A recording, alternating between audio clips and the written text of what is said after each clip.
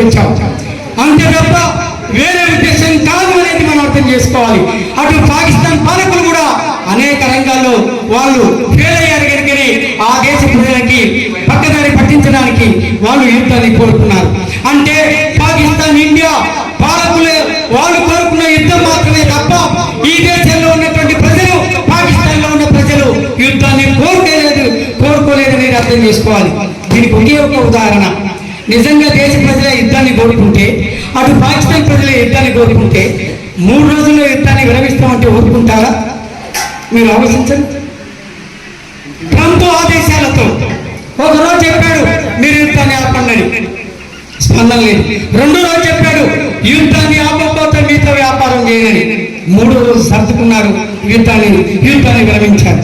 అంటే ట్రంప్ ఆదేశాలతో మీరు యుద్ధాన్ని ఆపారంటే ఈ 2 దేశాల పాలకుల స్వార్థ ప్రయోజనాలు ఏవైతే ఉన్నాయో, వాళ్ళ పాలకుల వ్యక్తిగత ప్రయోజనాలు ఏవైతే ఉన్నాయో ఆ విధానాల ఫలితంగానే యుద్ధం వచ్చింది తప్ప భారత పాకిస్తాన్ ప్రజలకు కోరుకున్న యుద్ధం కాదు అనేటువంటి విషయాన్ని అర్థం చేసుకోవాలి. ఇవాళ పహల్గామ్లో జరిగిన సంఘటనకి నైతిక బాధ్యత నరేంద్ర మోడీ ప్రభుత్వం వహించాలి. అంతేకాదు ఆ ఘటనకి బాధ్యులు ఈ ప్రభుత్వం, ఈ పాలకులు అనేటువంటి విషయాన్ని మనం అర్థం చేసుకోవాలి. అందుకనే మన పార్టీ కేంద్ర కమిటీ చాలా స్పష్టంగా ఓ భారత పాలకులారా అమెరికాకి లొంగొద్దు, ప్రజల్ని చీల్చొద్దు. ఇవాళ పాకిస్తాన్ పేరుతో ఈ దేశంలో ముస్లింల, హిందువుల మధ్య ఒక విభజన తీసుకురావడానికి ప్రయత్నం చేస్తున్నాం. భారత ప్రజల మధ్య ఐక్యతని దెబ్బతీసి చీలికలు తీసుకురావడానికి ప్రయత్నం చేస్తున్నాం. అట్లా అది సరైనది కాదు అని చెప్పి మన పార్టీ భావిస్తూ నువ్వు అమెరికాకి లొంగొద్దు, మోకరిల్లొద్దు, ఈ దేశ ప్రజల్ని చీల్చొద్దని చెప్పి నినాదాన్ని ఇచ్చింది. ఆ నినాదం వెలుగులో ఇవాళ దేశవ్యాప్తంగా క్యాంపెయిన్ జరుగుతుంది, ప్రచారం జరుగుతుంది. ఈ దేశ ప్రజల యొక్క మనోభావాలకు భిన్నంగా, ఈ దేశ ప్రజల ప్రయోజనాలకు భిన్నంగా ఇవాళ కేంద్ర ప్రభుత్వం అనుసరిస్తున్న ప్రజా వ్యతిరేక విధానాలను ఎక్స్పోర్ట్ చేస్తూ ముందుకు సాగుతున్నటువంటి స్థితి ఉంది.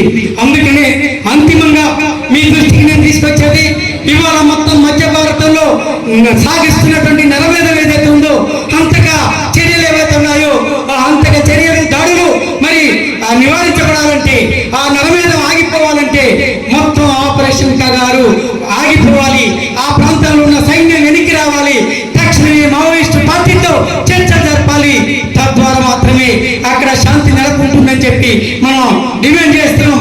ముఖ్యంగా నంబాల కేశవరావు గారు, ఆయన ఆ పార్టీ కేంద్ర కమిటీ ప్రధాన కార్యదర్శి, అత్యంత దారుణంగా పట్టుకొని చిత్రహింసలు పెట్టి ఆయనని హతమార్చారు. దీని మీద సమగ్ర న్యాయ విచారణ జరిపించాలా. ఒక నంబాల కేశవరావు హత్య మీదనే కాదు, 16 నెలలుగా కొనసాగుతున్నటువంటి ఆపరేషన్ కగారు పేరుతో కొనసాగుతూ 600 మంది అమాయక ఆదివాసీ ప్రజల్ని హతమార్చినటువంటి డజన్ల సంఖ్యలో మరి హత్య చేయబడ్డ మావోయిస్టు కార్యకర్తలు, ఇతర నాయకులు ఎవరైతున్నారో వాళ్ళందరి విషయంలో సుప్రీంకోర్టు సిట్టింగ్ జడ్జి చేత సమగ్రమైనటువంటి న్యాయ విచారణ జరిపించాలని చెప్పి మనం డిమాండ్ చేస్తున్నాం. ఇవాళ మన పార్టీ ఒక నిర్ధారణతో ఉంది, మనం కూడా ఒక నిర్ధారణతో ఉన్నాం. వీటన్నిటికీ కేంద్ర ప్రభుత్వమే బాధ్యత, కేంద్ర పాలకులే దీనికి బాధ్యత వహించాలా. వాళ్ళ నేరపూరిత విధానాలే ఇందుకు కారణం. అందుకనే వాళ్ళని ఈ దేశ ప్రజలు ఖచ్చితంగా ప్రజా కోర్టులో ప్రాసిక్యూట్ చేస్తారనేటువంటి విషయాన్ని కూడా మన పార్టీ భావిస్తుంది. మన పార్టీ ఆ రకమైనటువంటి ఆలోచనతో, ఆ రకమైనటువంటి అవగాహనతో ముందుకు సాగుతుంది అనేటువంటి విషయాన్ని మీ దృష్టికి తీసుకొస్తూ ఇవాళ మొత్తం కూడా ఈ రాష్ట్రంలో, ఈ దేశంలో మావోయిస్టుల మీద జరుగుతున్న దాడి మనకెందుకులే అని చెప్పి న్యూ డెమోక్రసీ పార్టీ కార్యకర్తలుగా, ఆర్గనైజర్లుగా, ఇవాళ నాయకులుగా మనం అనుకుంటే రేపు మన దగ్గరికి కూడా వస్తుంది, అది మన ఇంటికి కూడా వస్తుంది, మన గుమ్మం దగ్గరికి వస్తుంది, మన తట్టి లేపుతుంది, రేపు మంది కూడా హతమారుస్తుంది. అందుకనే అది మన దాకా రాకముందే, అది మావోయిస్టుల దగ్గర ఉన్నప్పుడే మనం కదలాలి, ఉద్యమించాలి, ప్రతిఘటించాలి. ఆ వైపుగా ప్రజల్ని చైతన్యవంతం చేయాలి, జాగృతం చేయాలి. ఆ వైపు ఒక బలమైనటువంటి ప్రతిఘటనోద్యమాన్ని నిర్మించగలిగినప్పుడు మాత్రమే ఈ దేశ ప్రజల అభిప్రాయాల మీద గౌరవం ఉంటుంది. ఈ దేశ పౌర సమాజం మీద వాళ్ళు చెప్పే అభిప్రాయాల మీద ఈ దేశ పాలకులకి కనీస స్పందన ఉంటుంది, చలనం ఉంటుంది. ఆ వైపుగా మీరందరూ కూడా మీరున్న ప్రాంతాల్లో తగిన విధంగా మన పార్టీ అవగాహన